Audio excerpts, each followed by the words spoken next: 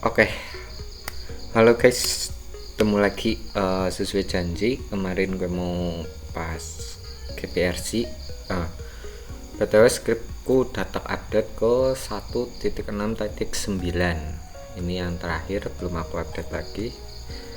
Jadi di sini mau gue kasih tutor apa ya? Enggak sih, lebih ke penjelasan ya tentang penggunaan. Kemarin kan kita mau coba pakai GPRC tapi nggak connect. Nah, sekarang aku udah tes GPRC-nya udah bisa dipakai. Dan apa aja sih yang diperluin biar script kalian bisa connect GPRC, dan apa itu GPRC? Bedanya apa sama yang biasa? Nah, mungkin kalian kan tanya kayak gitu. Makanya kita mau bahas di video kali ini, tapi secara singkat aja. Oke. Pertama-tama paling gue jelasin aja sedikit tentang perbedaan GPRC ya guys ya. Perbedaan GPRC sama perangkat biasa. Contohnya ini di vMesh. Di vMesh kan ada vMesh biasa, TLS dan no TLS, dan juga ada vMesh GPRC. Dan perbedaannya itu apa sih? Pertama, yang di protokol yang dipakai, protokol yang digunakan. Di sini aja penjelasannya. Pakai pakai AI biar cepat jelasinnya. Terus kecepatan dan efisien, kompatibilitas dan firewall. Jadi intinya mah kalau ini mah vMesh itu gampang terbatas oleh firewall.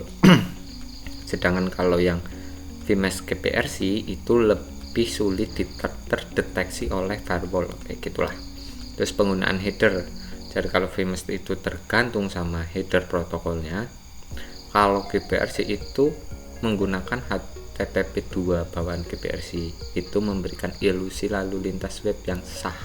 Jadi kayak seakan-akan kita nggak pakai protokol, kayak gitulah.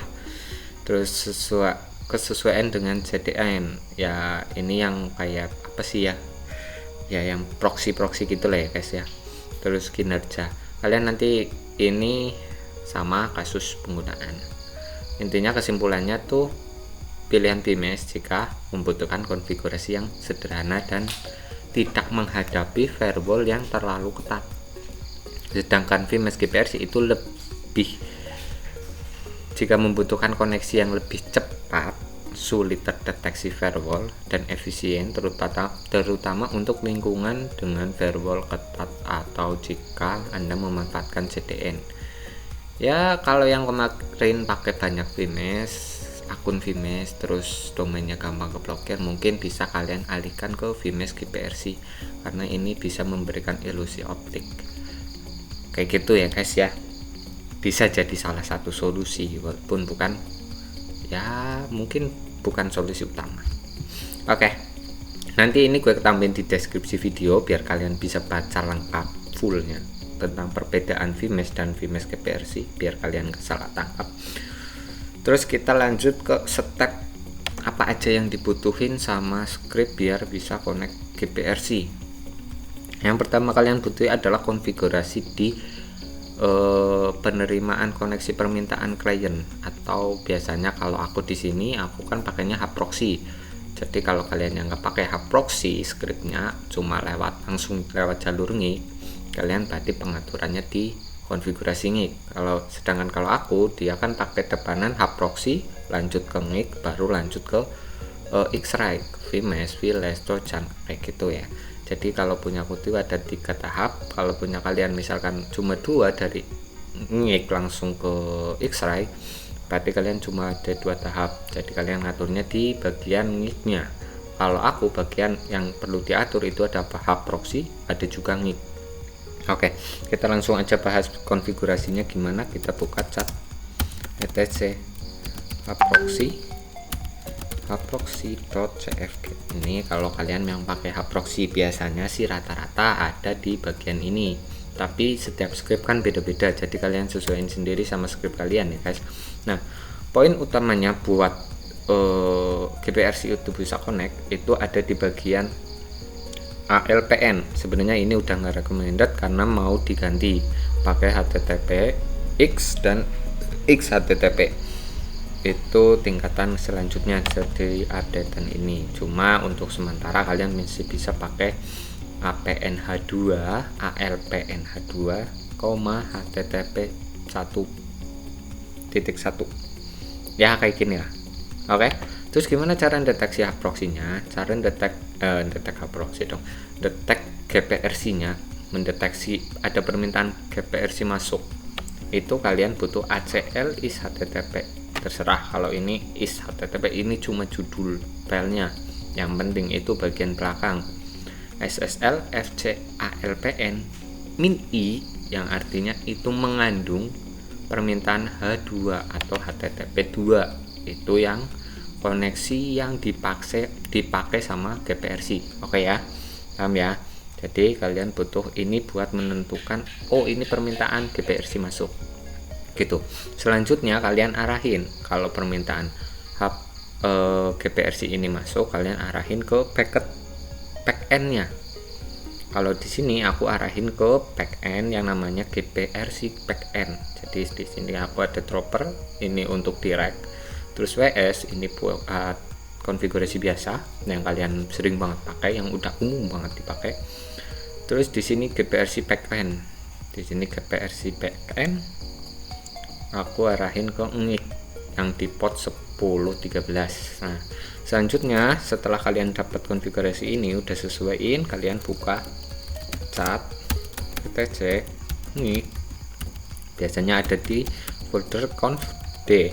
Selanjutnya filenya biasanya namanya xray.conf, tapi ini tetap ini bukan patokan baku, karena setiap script itu biasanya beda-beda, tapi yang umum yang banyak beredar ya di sini.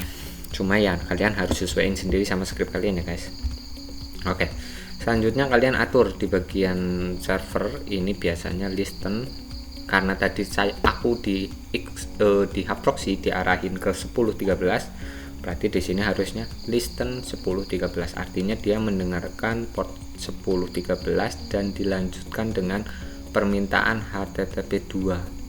Nah, yang keep alive ini buat apa? Itu biar menjaga koneksinya tetap aktif gitu ya guys. Ya, kalian bisa lihat konfigurasinya di bagian ini seperti ini ya. Ini biasa sebenarnya konfigurasi umum yang udah dipakai, jadi kalian cukup menyesuaikan aja. Nah, setelah bagian server udah disesuaikan, ini belum sepenuhnya selesai, karena ada satu bagian lagi yang harus diatur, yaitu bagian domain kalian. Bagian domain kalian harus dipastiin dia menggunakan SSL TSL yang full, bukan yang fleksibel atau yang apa ya satunya ya, aku lupa. Di sini aja aku tunjukin langsung biar jelas. Nah, di sini aku menggunakan Correct Encrypt mode full. Jadi kalian juga kalau buat GPRC kalian harus pakai ini. Di sini sebenarnya ada pilihan yang lebih sederhana, yaitu fleksibel atau tidak menggunakan SSL. Ini nggak bisa kalau kalian pakai ini, kedua ini kalian nggak bisa pakai GPRC kayak gitu.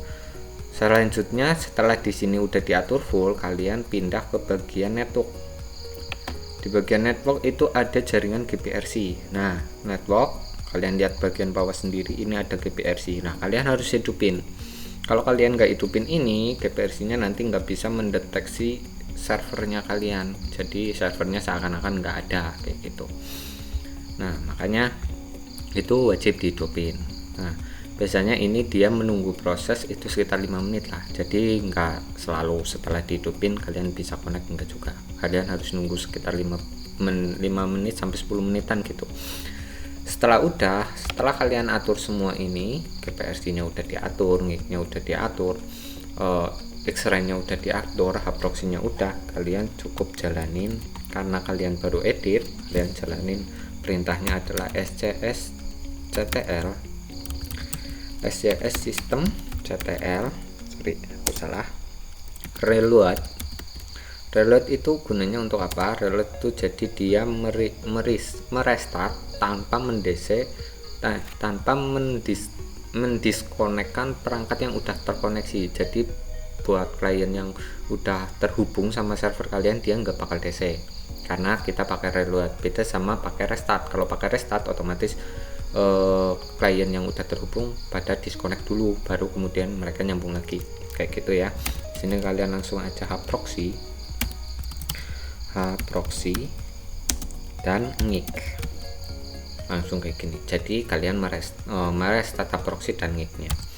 Setelah udah, kalian tinggal bikin akun. Ini aku contoh input bikin akun, nanti kita tes di HP-nya aja ya, langsung menuju ke HP. Nah, kita bikin dulu di sini create 3 tes GPRC ya guys. Kita bikin namanya dulu. Kenapa sabar VPS Core ada lemot karena ini VPS buat gratisan.